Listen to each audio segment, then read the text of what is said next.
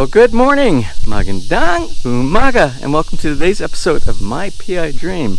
Beautiful Saturday morning here in Batangas, specifically in the city of Lipa City. Beautiful morning. We had lots of blue skies early this morning, but as you can see, the clouds are coming in. The clouds always come in from that direction, from the southeast. Southeast, yes, the southeast. And then usually by the afternoon, early evening, we start getting showers during rainy season. That's the cycle that we have. But it's doing a great job of keeping everything really nice and green back here in the backyard. My irrigation system has been on automatic delay because it monitors the local weather. As a matter of fact, the water from the roof from the secret gutter system is slowly filling up our cistern that's underneath our raised bed garden, so it's doing good. And that's something I want to show you this afternoon, some of the technology I use to show you how I monitor actually how much water we have inside there. Well, since I spilled the beans already on some of the stuff we're going to talk about today, let's go ahead and get today's episode started. Now, without further delay, let's get today's video underway.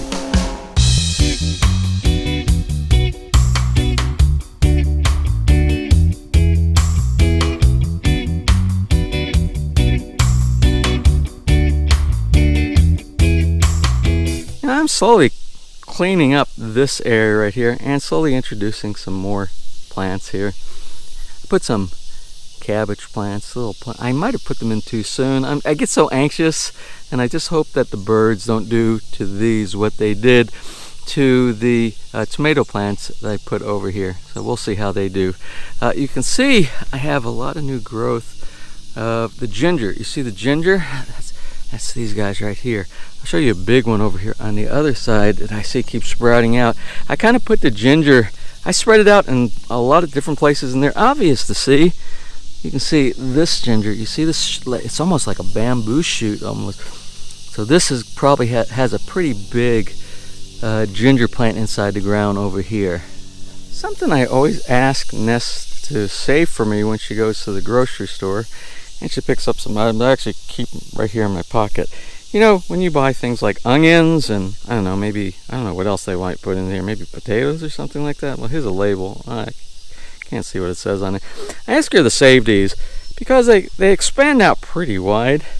And if you make a lot of mistakes like I do around here, and you let your watermelon plants and things that should not be vining on, let me see if I can find, I saw this morning, I saw a watermelon growing somewhere halfway over here. Oh, I found it. It's right over here.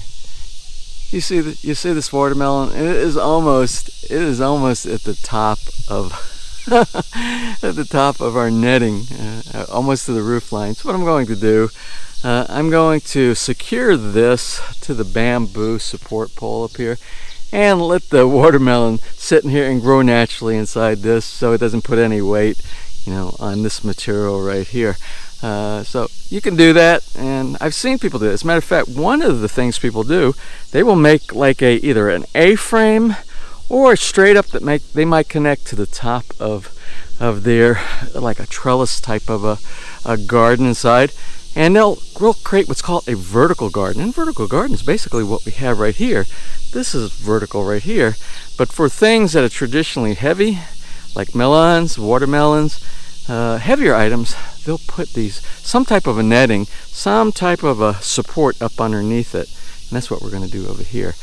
We need to find a cucumber. I went back here yesterday as I was observing some of the growth we have back here, and I knew we had a lot of little tiny cucumbers, but let me show you what I found yesterday.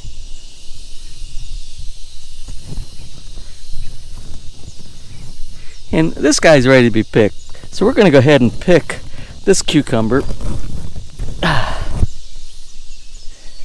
And I want you to look at this. Oh, now this is perfect. Last year, I don't know what we did so much different this year, and I think it has to do with the content of the soil. We really put some good stuff in the soil this year. But last year, our cucumbers, they were laughable. They were horrible. They were deformed. They were small. they look like a Picasso piece, a Picasso painting with like, you know what Picasso looks like, or at least his paintings. So, but this year everything is doing really good, and I contribute that to a lot of the beefing up, the contribution of making the soil really good with different types of compost and cow manure and the grass clippings that we pulled from the yard. So everything is extremely rich here right now, so everything is doing really good. And something else I wanted to talk about this morning was the progress we're making with our pineapples. You know, we used to have, let's see, 1, 2, 3. We had 3 other pineapples here. 2 of them that are still growing are over here. I moved those to this island. That's this one right here and this one over here. But we harvested one, so when you harvest and you remove the pineapple, you just twist it right off. This portion right here you can get rid of. You can chop it up, you can put it in your compost, whatever, but you have to get rid of it because it will never bear another fruit again. But this one, it's doing well. We still have a little ways to go. It's not big enough yet, and it hasn't started changing colors at the base. That's the key indicator. But the suckers that we have 4 suckers on here, and we're waiting again for that to get about 6 inches tall, and then we'll transplant those over into one of our gardens, not back in this garden anymore.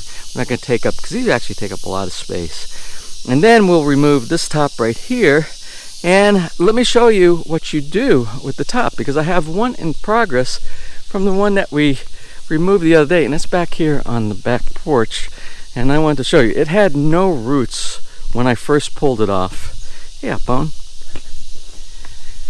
Okay, back here, this was the top off of the pineapple that we ate already, and it had, at the very bottom, I peeled off a bunch of the leaves, and there were no roots. So I just added some water to a cup, and as you can see, we are now getting roots. I'm going to let these roots just get just a little bit longer. It could actually be planted in soil right now if we want to. I'm going to let them get just a little bit longer, and then we're going to put them somewhere in the yard. Now this plant came from the pineapple that we just ate. That came from a pineapple that we ate 2 years ago. So it's a 2-year cycle. But if you have enough of these and you are patient enough, or if you're not patient enough and you're willing to wait 2 years, you can buy a lot of pineapples now and start your pineapple farm if you have the space that you can do it. Now I was inside the house doing some post-editing of today's episode, trying to get it closed up, and I realized, in the intro I said I was going to talk about some technology, specifically about how we measure the water inside the cistern to see how much water we have. So I'm going to do that now, since I kind of forgot to do it during the whole video episode process today. Let's go over to the entranceway, and we did a video about this a while back. We did this, it was good, at least over a year ago. But I want to show you how effective it's actually working. Now down on the lid, the access, this is the access door that goes down into the cistern. I don't know if you can see any of the shiny water underneath. It's kind of hard to see through the holes right here. But you can hear, I don't know if you can hear the echo because I got the mic turned towards me up here. But anyway, this is the transmitter. This is a transmitter. And what this does, this little antenna right here, this has an ultrasonic sensor on the bottom of this. It goes down to the water, bounces off the water, sends a signal back up here, and after you calibrate it, it will tell you how much water you have, and it will measure the depth when it goes up and goes down.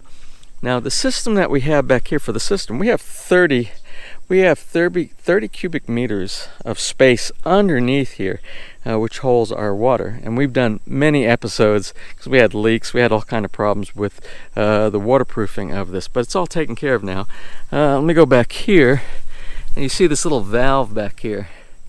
That little valve there, I have connected to a float valve inside here, sort of like the float valve for your toilet bowl inside your house.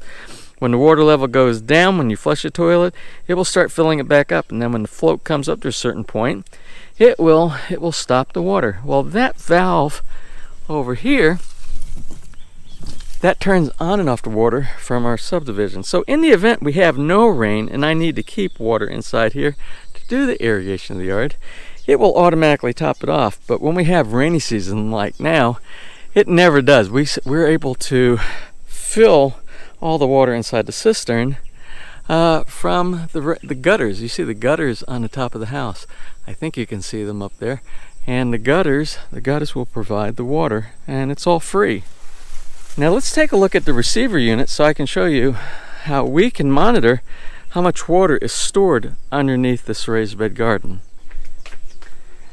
Now inside the house here, let me show you over here.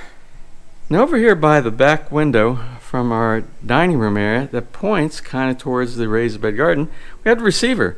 This is the receiver, and it has all the indications on there.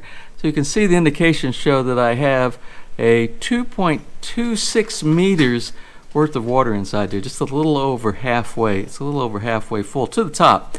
Now we have some space from the top. We have an air gap between the top of our water level when it's full all the way to the top. And this is it's a very simple calibration. And this will tell you, you can put your time inside there. You can have your ambient temperature that you have. That would be inside the house. You see the little house over here? Oh, it's just so nice in the mornings back here. The birds chirping all around. I usually have some background music through the rock speakers, you know, the sound system that we installed throughout the yard. But I don't want to play that music right now because it's probably copyrighted music, and I don't want to get flagged here on the channel.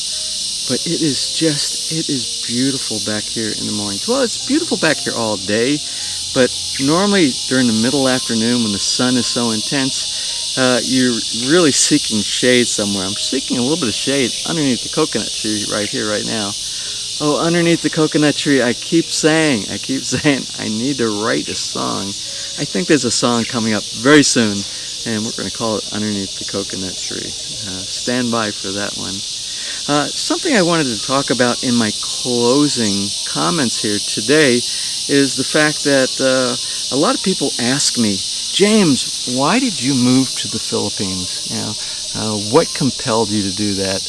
And I know if you read our description, the description block in our intro segment, the very first segment for my PI dream, it tells you, you know, I've always been interested in living in a tropical place, some island, some remote way off kind of thing. I think a lot of people have a dream like that.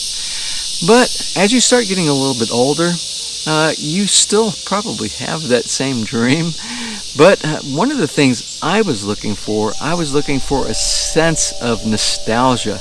And when I say a sense of nostalgia, what I mean is I was looking for something that would make me remember all those nice things I enjoyed when I was growing up as a child. And it had to do with sense of family, sense of friendship, of neighborhoods, kindness. And that's what I remember from my childhood. And that's kind of what you feel in this environment here inside the Philippines. In the Philippines, it's a lot like going back in time. I kid you not. It is like going back in time, but sometimes that's a good thing. We have our technology. Technology is a good thing, but sometimes too much technology becomes overwhelming and provides a sense of stress. So sometimes you need to have balance. I think that's what I'm trying to say. You need to have balance, and that's what we have around here, I believe, in Villa Feliz. We have a little bit of our technology, listening to the nice, calm. We listen to a little bit of a station called Cool Jazz, sometimes smooth jazz. Then if we need some energy, we'll listen to some good old-fashioned classic rock and roll around here. You get us kind of motivated doing some of the yard work. But we allow that, we put that in the background, and at the same time we absorb all the beauty in nature and the quiet respect of living out, maybe not in the country, we're kind of like in the suburbs of the city, but that was one of our goals. Anyway, that's long enough. I wanted to make today a very short episode, and we will continue. I have other projects going on. I will try to not forget you on those upcoming projects as we go along. I have some electrical projects that we have to work. I have a little bit of everything. You know, I never do not have a project going on here at Villa Feliz. So with that being said, let's go ahead and close for today. I hope you enjoyed today's episode. If you did, please give me a thumbs up. Please share, and if you have not subscribed, just click on that little MPID Dream heart in the bottom right hand side of your screen. You'll be subscribed and you'll be notified the next time I upload a new video. So until such time, you have a wonderful and blessed day.